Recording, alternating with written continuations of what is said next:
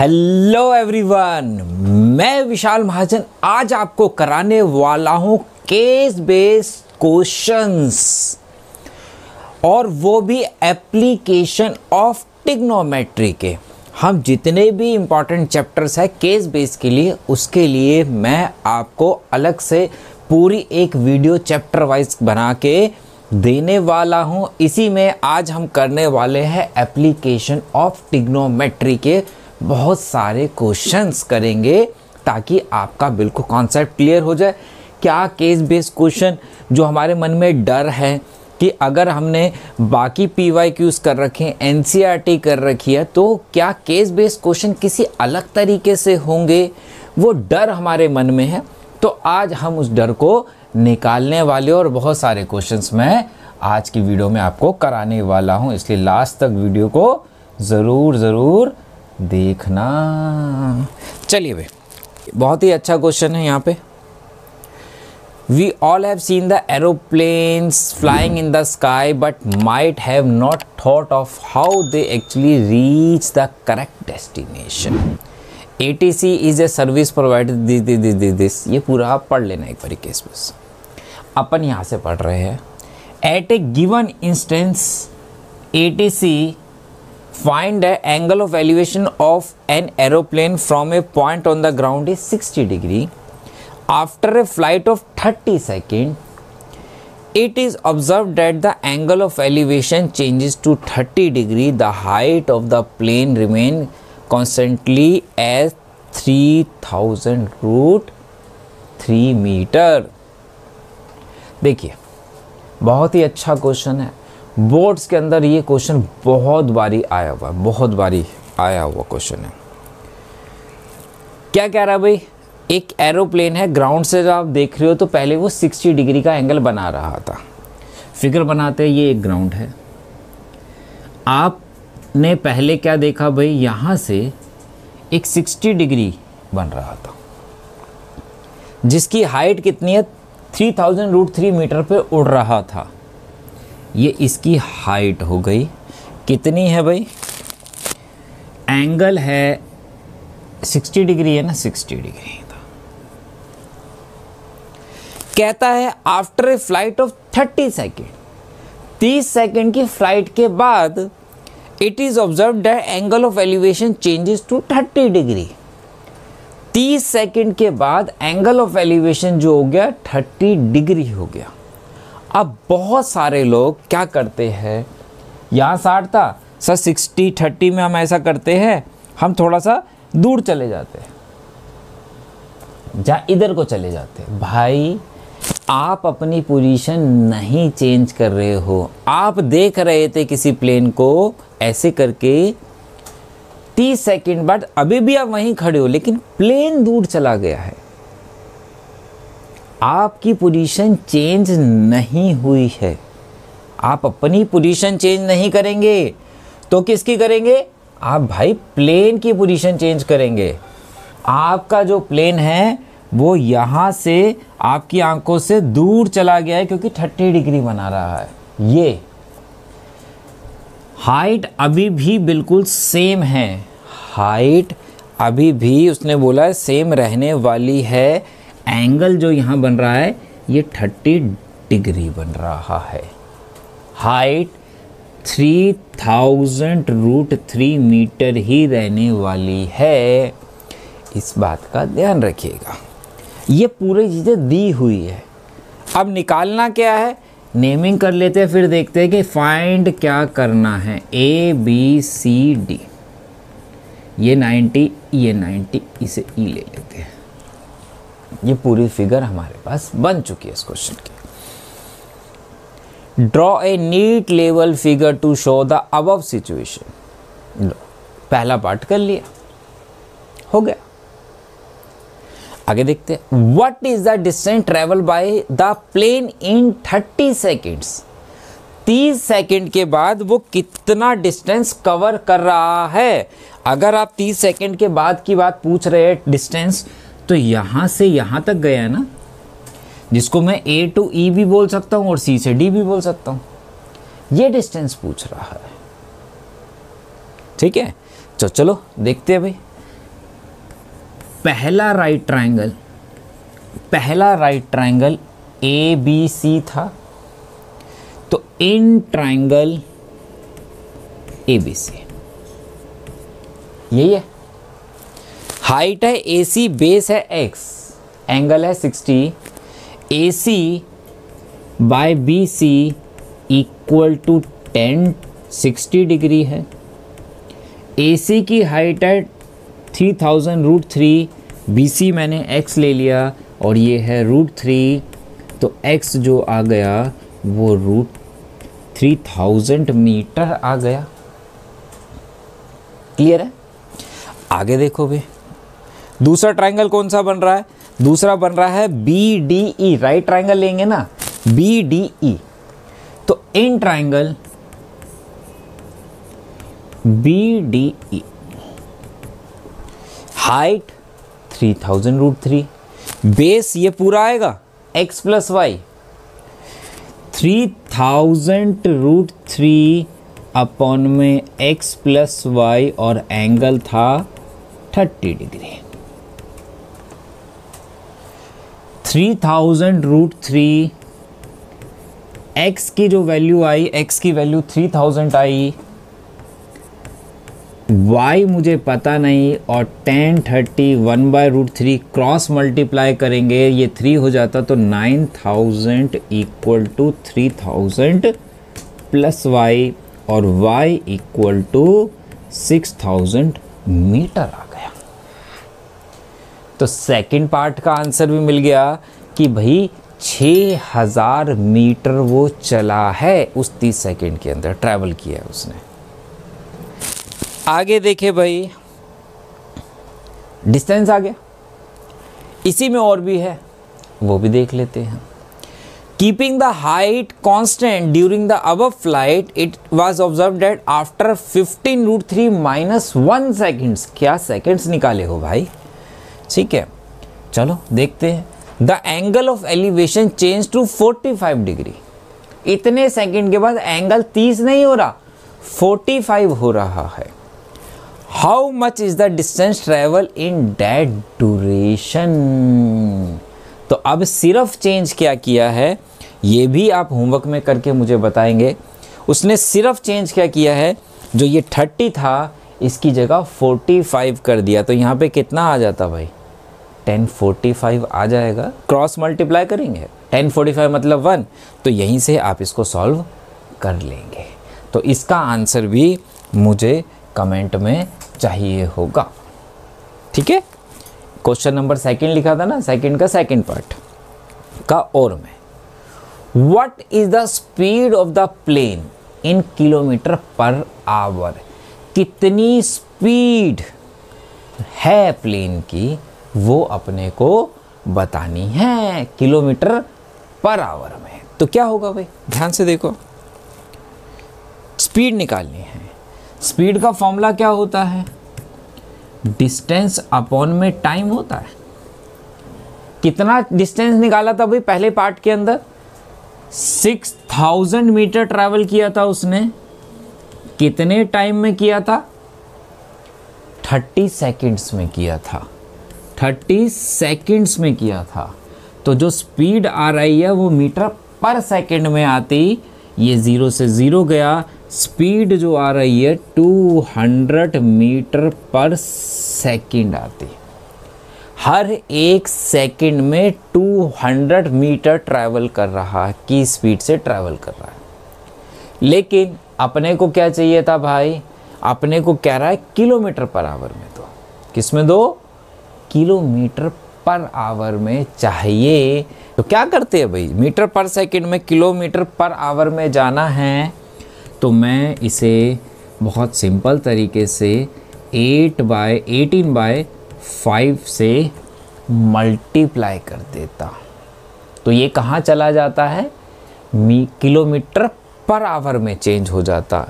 ये कितना हो गया, 40 हो गया, तो ये हो गया 36, 72, 720 kilometre per our, 720 kilometre per our, 720 kilometre per our की स्पीड से वो प्लेन ट्रैवल कर रहा होगा।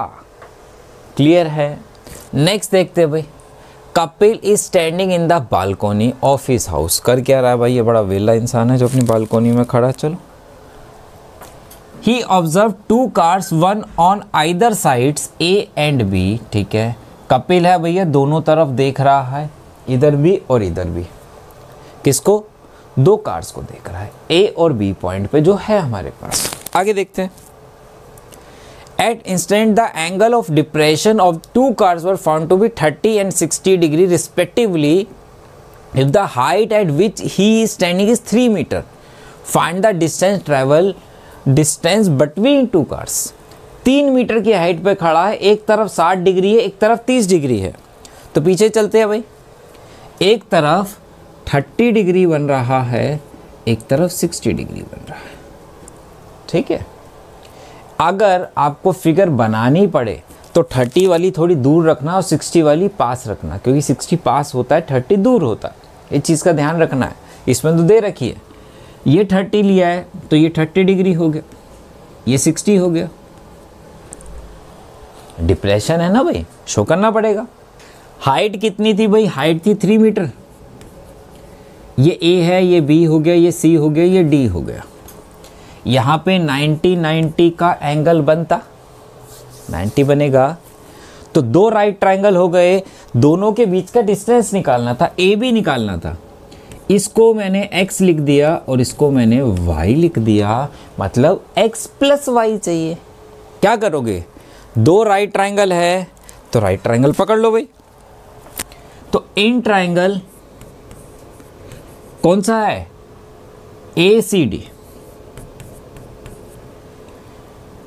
3/x जो हो गया tan 30 डिग्री हो गया, P/B हो गया, tan 30 हो गया।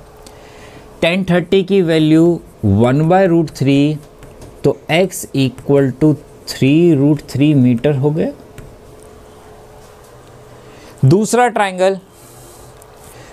ट्रायंगल है DCB, तो इन ट्रायंगल BCD अब की बार 3/y लेता तो tan 60 डिग्री हो जाता, और tan 60 की वैल्यू 1/√3, तो y इक्वल टू 3/√3। रैशनलाइज कर दो तो मेरे पास ये आ गया √3 मीटर। x भी आ गया, y भी आ गया, AB का डिस्टेंस चाहिए था, तो AB जो है वो x प्लस वाई है, और x 3√3 है और y √3 है। √3 कॉमन ले लो तो 3 + 1 इक्वल टू 4√3 मीटर आ गया। पहला पार्ट हो गया।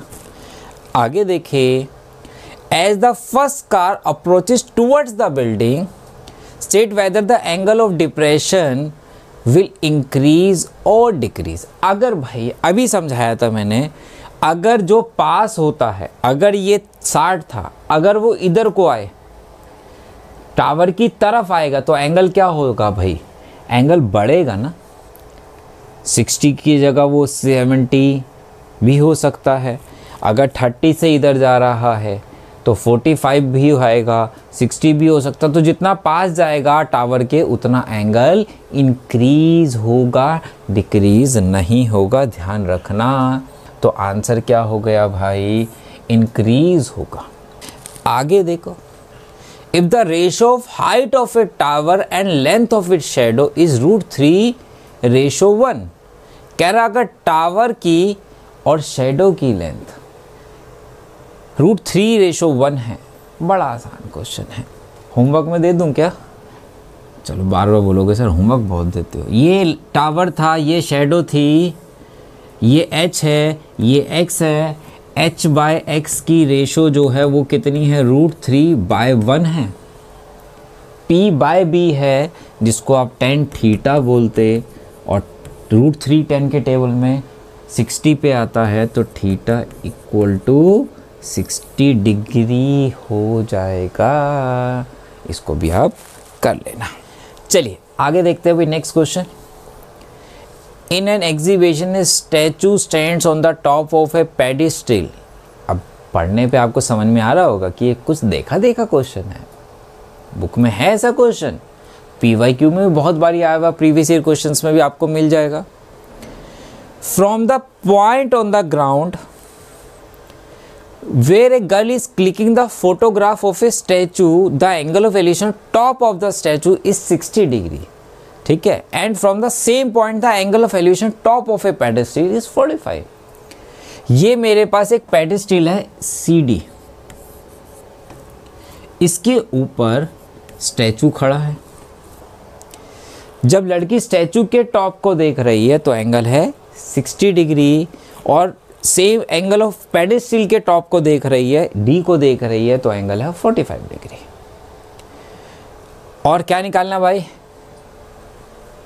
If the height of the pedestal is 20 metre, pedestal की हाइट अगर 20 मीटर है, then the distance between girl and foot of pedestal, girl कहाँ है? A पे, पेडिस्टल का बेस कहाँ है? C है, मतलब AC फाइंड करने को कह रहा है। बहुत आसान है। कौन सा ट्रायंगल बन रहा है भाई? DCA बन रहा है, in triangle DCA। CD 20 by X, ratio कितनी है? P/B, जिसको हम 10 बोलते हैं, और 10 45 होता है 1, तो X कितना आ गया भाई? 20 मीटर आ गया। हो गया पहला पार्ट। चले आगे। If the height of pedestal is 20 metre, then height of इस स्टैचू क्या होगी? कह रहा है अगर पेडिस्टल की हाइट 20 मीटर है, दे रखी है, स्टैचू की हाइट निकालने को बोल रहा है, मतलब ये Y बोल दो, BD बोल रहा है। अब BD तो किसी राइट ट्रायंगल में नहीं आ रहा, राइट ट्रायंगल कौन सा बनेगा? राइट ट्रायंगल अब ये बड़ा वाला बनेगा, BCA, राइट ट्रायंगल ये बड़ा वाला बनेगा, तो इन ट्रायंगल BCA बनेगा। BC कितना है? Y + 20 है, BC Y + 20 है, AC X है, और X की वैल्यू कितनी आई थी? 20 आई थी, और इक्वल टू कितना है? 1060 डिग्री है, और 1060 की वैल्यू √3 सब्स्टिट्यूट कर दो, क्रॉस मल्टीप्लाई करोगे तो Y + 20 इक्वल टू 20 √3, 20 उधर ले जाओ और 20 कॉमन ले लूँ तो √3 - 1 मीटर करेक्ट आंसर आ गया। 20 √3 - 1, 20 √3 - 1। सर ये तो MCQ में कहाँ से आ गई केस बेस्ड स्टडी? MCQ तो नहीं आते, अब नहीं आते। ये मैंने जान के दिए कि आप अगर कोई क्वेश्चन सॉल्व कर रहे हो मेरे साथ साथ, तो आप पॉज करके क्वेश्चन को सॉल्व कर सकते हैं, ऑप्शन निकालिए और मेरे साथ चेक कर सकते हैं, और कमेंट बॉक्स में आंसर भी दे सकते हैं कि सर मेरा ये आया और मेरा सही आया। ठीक है, अब नेक्स्ट पार्ट देखते हैं भाई। नेक्स्ट पार्ट में कह रहा है if the height of the statue. अब स्टैचू की हाइट की है, अगर आप क्वेश्चन देखो तो बुक के अंदर 2 क्वेश्चन है, दोनों मिक्स कर दिए। एक में पेडिस्टल की हाइट दी थी, स्टैचू निकाला था, एक में स्टैचू की दी थी, पेडिस्टल मतलब टावर वाला और बिल्डिंग वाला था एक। ठीक है, तो दोनों क्वेश्चन डाल दिए एक ही क्वेश्चन के अंदर। Height of the statue is 1.6 metre, find the height of pedestal. Angle change नहीं हुआ, एंगल चेंज नहीं किया है, सिर्फ दोनों की हाइट चेंज कर दी है। तो मतलब कि कुछ इस तरीके से मेरे पास जाएगा, एक तो यहाँ पे हो गया, एक यहाँ पे हो गया, ऐसे ही है। यहाँ से यहाँ तक की बात करें तो स्टैचू की हाइट है 1.6 मीटर, पेडिस्टल की हाइट निकालनी है। एंगल कितना था? एक एंगल था भाई मेरे पास 60 एंड 45, ये 45 था और ये बड़ा वाला 60 था। और ये A हो गया, ये B हो गया, ये 90 हो गया, ये C हो गया, ये D हो गया। ऐसे ही है। अब पहला ट्रायंगल BCD,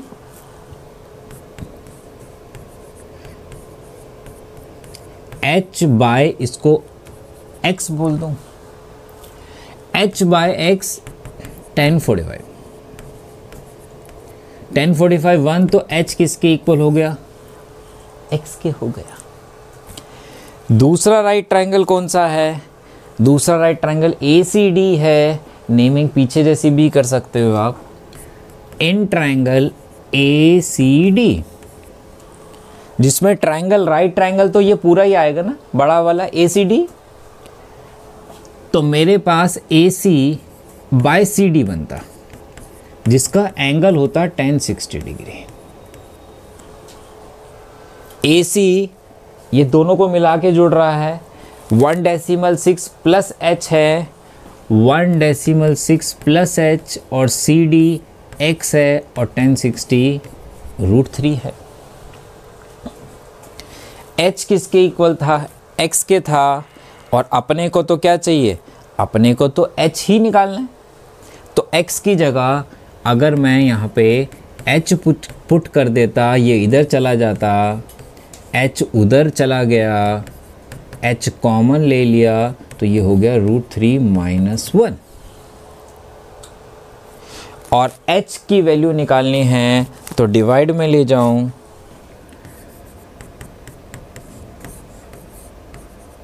रैशनलाइज कर लो,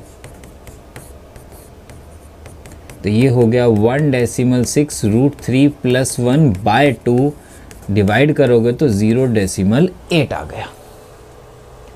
0.8 √3 + 1, 0.8 √3 + 1, 0.8 √3 + 1 आंसर आ गया। A group of student of class 10 visited India get on education trip पे गया। ठीक है, ये एक केस बेस बनाया है, एक केस स्टडी बनाई है उन्होंने। अपना फोकस पूरा पॉइंट टू पॉइंट बात पे होना चाहिए। अपन आते हैं मुद्दे पे। कह रहा है एक तो उसकी हाइट कितनी है भाई? 42 मीटर्स इन हाइट। आगे देखते हैं, पहला क्वेश्चन देखते हैं। What is the angle of elevation? They are standing at a distance of 42 metre away from the monument. किससे? 42 मीटर दूर है। 42 मीटर दूर है और हाइट भी कितनी थी भाई? 42 थी। ये 42 मीटर है और ये 42 मीटर दूर चला गया। तो यहाँ पे अगर मैं पूछूं कि भाई एंगल ऑफ एलिवेशन कितना बन रहा है, तो ये तो बहुत सिंपल क्वेश्चन आपको समझ में आ गया होगा भाई। ध्यान से देखो भाई, क्या कह रहा है? यहाँ 90 है, इसकी हाइट 42 मीटर थी, ये 42 मीटर उससे दूरी पे है, तो कह रहा है एंगल क्या होगा? थीटा कितना होगा?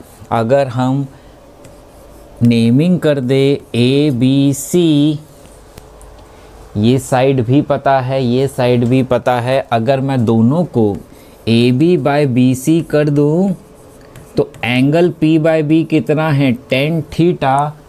42 बाय 42 कितना हो जाता है भाई? 1 हो जाता है, और 110 के टेबल में 45 पे आता है, तो थीटा 45 डिग्री बन गया। पहला पार्ट हो गया। आगे क्या कह रहा है? If they want to see the tower at the angle of 60 degree. अब वो किसी टावर की बात कर रहा है यहाँ पे, ठीक है, वो इंडिया गेट की भी बात कर सकता था। So where should they stand?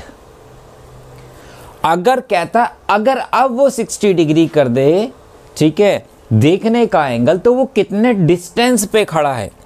India gate की हाइट अभी भी कितनी है भाई? कह रहा है 42 मीटर है। अब जो एंगल बना रहा है वो कितना बना रहा है भाई? अब जो ग्राउंड से एंगल बना रहा है वो कितना बन रहा है भाई आपके पास? वो 60 डिग्री बन रहा है। इसकी हाइट 42 है। कितनी दूरी पे गया है? x बोल सकते हो।